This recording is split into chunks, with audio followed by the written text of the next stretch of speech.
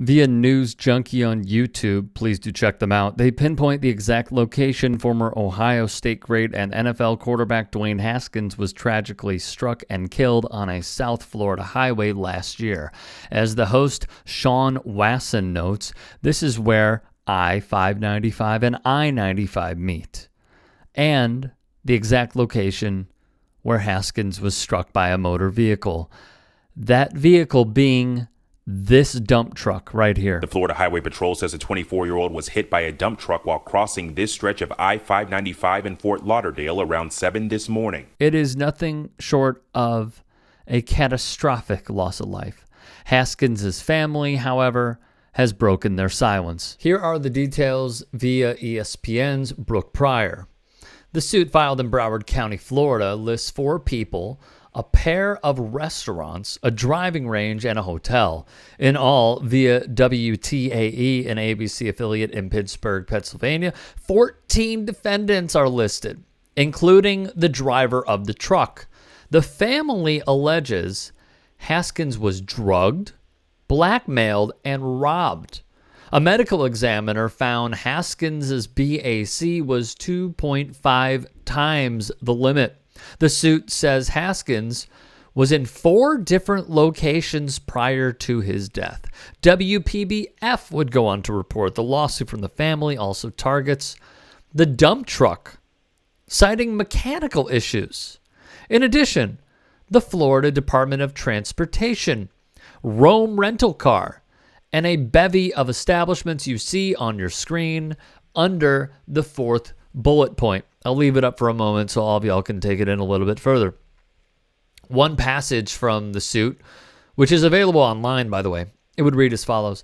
The defendant, Wyndham Hotel, was negligent and breached the aforesaid duty by allowing patrons to use drugs and to drug other patrons, including the plaintiff, even when defendant's own employees were in attendance and observing the same. Now, this is a theme in this lawsuit as I read it, because these same accusations on page 18, if you were to pull it up, are brought against Drive Shack, the driving range that is in question, Blue Anchor, and many others. Calabria Haskins, Dwayne's widow, pictured, brought the suit and is seeking damages. Plus, she wants a jury trial.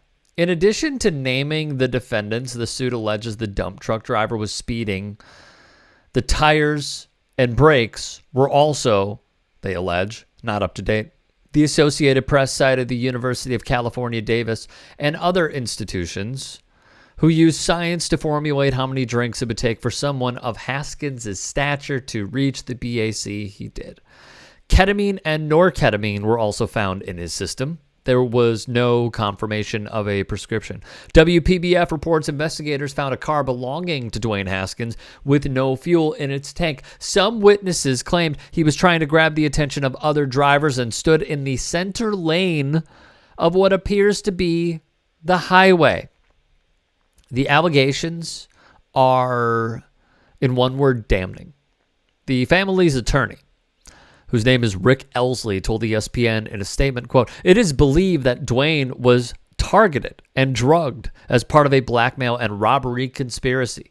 In fact, his highly expensive watch was stolen from him shortly before his death." More from their attorney. The Florida Highway Patrol Traffic Homicide Report shows that Dwayne was only feet away from making it safely across the roadway when he was struck and killed by an old dump truck. Many questions remain as to why the truck driver did not avoid hitting Dwayne, given the highly visible activity in the area before the impact and the fact that the other drivers did not hit Dwayne.